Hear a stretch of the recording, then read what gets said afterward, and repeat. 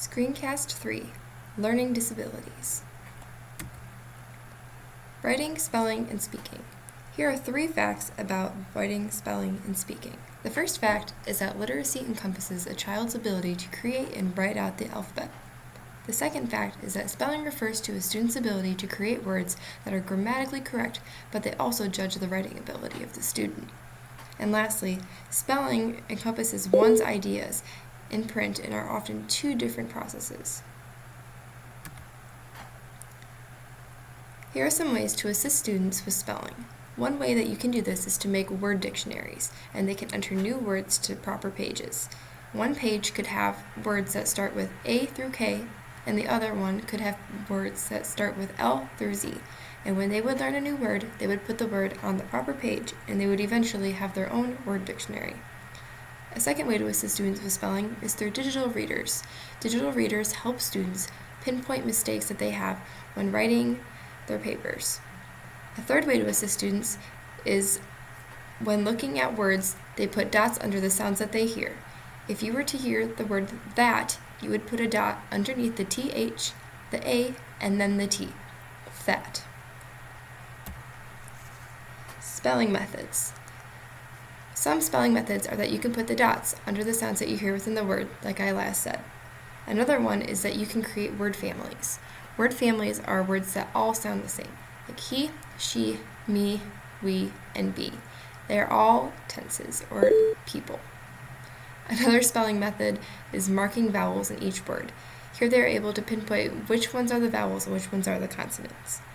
Another spelling method is for the student to close their eyes and plug their ears and verbally spell the word. And the last way is that they can repeat what you say. Through repetition, it is easier to understand and grasp knowledge. Teaching handwriting. A few tips to teaching handwriting. One is that cursive can be taught at the 2nd grade level of reading fluency. Another is that emphasizing basic shapes and different styles is important in writing. Different words have different shapes in their letters. Another way to teach a student how to write is by teaching them how to copy what you are doing. Another way that they can do this is through tracing techniques. One way that you can do this is by creating a piece of paper with a letter on it and then laminating it. The student can then take a marker and trace over it. Another technique is through computer practice. Technology is helpful in assisting students in handwriting. One last way is to teach combinations of letters first.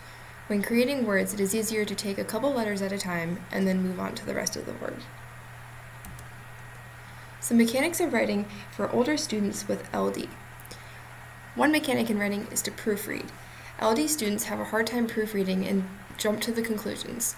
They need to realize that proofreading their writing will assist them in completing their writing.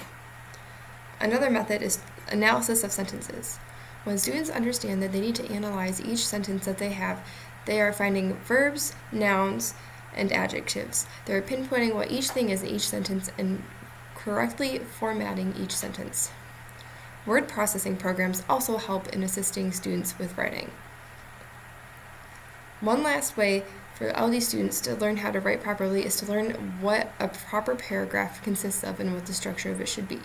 Students should be told that paragraphs consist of 3 to 8 sentences per paragraph. Here's the lesson plan that I have created for writing skills. This writing skill that we will be learning is doing verbs. The students will be able to identify and list off 5 doing verbs. Some examples of these are singing, dancing, running, skipping, and jumping. The Common Core standard that reflects this is the knowledge of language. Hopefully they will come in knowing already what a verb is, and we can answer the question, what is a verb? We can start by having a rap song for verbs, which will anticipate and hook the students. The purpose will be for students to be able to identify and list off what doing verbs are. We will then have them model, and we'll be able to see if they can physically demonstrate what the verbs actually are. So for jumping, we could have them show us what jumping is to actually prove that we know what a verb is. Guided practice along the way will be what they do together. They will come up with verbs and demonstrate them together in small groups. Then later we will check for understanding and make sure that they get what we are trying to teach. We will ask them questions and they will share verbs. Independently, we want them to make a list of verbs, and then to close it, we will have them create a poster. When at home, we want them to make a list of the verbs that they see throughout the day as a homework assignment and come back the next day and share them in class. Lack of readiness. Lack of readiness is when children come to school with differing levels of readiness. Preschool is meant in preparation for readiness for school. Many kids who do not go to preschool and have not had a wide range of experiences may not be physically ready. Checking a student's IEP can give you an idea of what their readiness level really is. Visual perceptual deficits. This is when many students that are disabled have visual perceptual deficits. An example of this is when a student does not see that 4 lines forming together forms a square, or they can't count without manipulatives or objects in front of them and touching them physically. Many students have this. Poor spatial sense and poor memory. Poor spatial sense is when students have difficulty with concepts like over, under, or more and less. Poor memory is when students are having to count with their fingers, make slash marks on their paper. This means that they may need a calculator or a times table or any type of assistive technology that will help them out. Assessments for understanding. There are certain tests that students take at the beginning of the year or throughout the year to track their progress and figure out where they really are. The purpose of these math assessments is to determine the level of understanding that the student possesses. These tests also aid in determining what the student already knows and what needs to be worked on. These are a couple examples of some tests that prove this.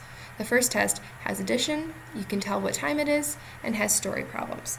As you continue on to the second one, you see that it's a little bit more challenging. There's multiplication, division, and fractions. Levels of understanding. There are 3 levels of understanding. The first one is concrete. This is when a student knows how to solve a problem easily due to a long and large amount of practice that they have had doing it. The second is representational. This is when the student can look at something and be able to change it to get the right answer. And the last one is abstract. This is when the student understands something so well that the problem can be solved in their head. This is a math lesson that I have created. Here, the students will be learning how to fill out a counting chart. Through this, they will be able to count to 100 and use the chart correctly. The Common Core standards that apply to this are counting and cardinality. Hopefully, they will already know how to count to 50, and the questions that we will ask them are, what are the next set of numbers? To hook them into the lesson, we will sing a number song together to see what they already know. The objective of this is that the students will be able to count to 100. Modeling will be through physically singing the numbers in class together. Then what they'll do is they'll fill out part of the chart and then sing that one part together.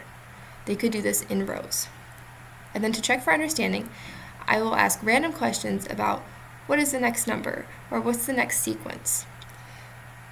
Independently, students will be able to fill out the chart by themselves. And to close, we'll sing the song one last time together. On their own for homework, we will have them count certain things that they find in their homes and share it the next day. Learning disabilities, reading, and lesson plan. Struggling readings. 1 in 5 students is likely to have trouble learning to read. 2. Children from low-income homes are particularly at risk for educational failure. 80% of students who are identified for special education will have deficits in reading.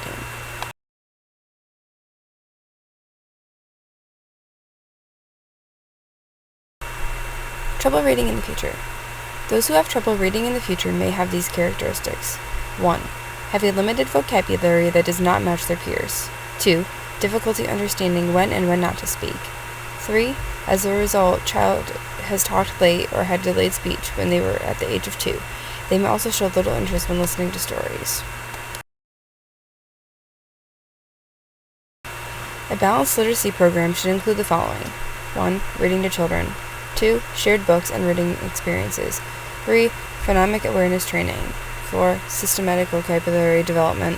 5. Oral language development and listening experiences. And 6. Modeling of writing skills and techniques, as well as other resources and skill training.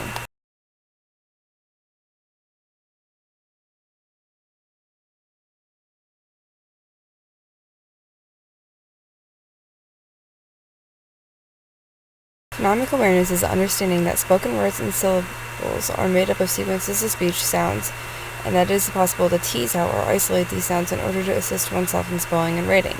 These students may have trouble with 1. Counting the syllables in a word, 2. Spelling out words when reading aloud, 3. Spelling out loud and on paper, 4. Learning to spell new words, and 5. Understanding the meaning behind parts of speech.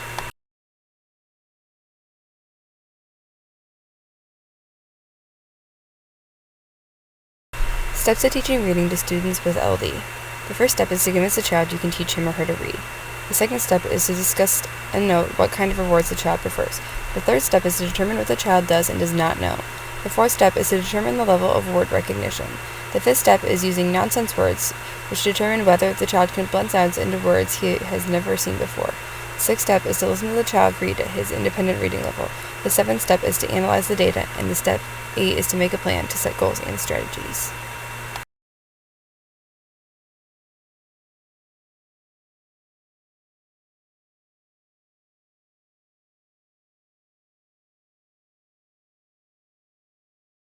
A word wall serves as a visual index and is a motivator by showing progress. This is a continuation of the words learned throughout the year. They will review the wall daily to remind students what they have learned.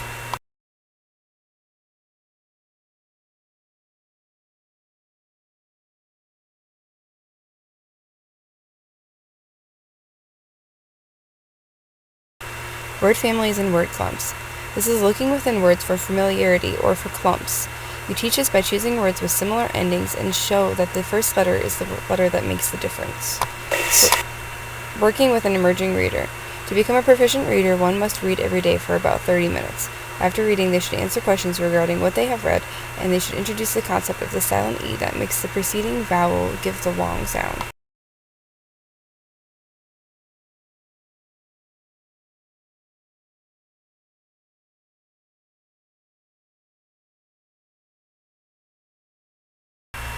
This is the reading lesson plan that I created.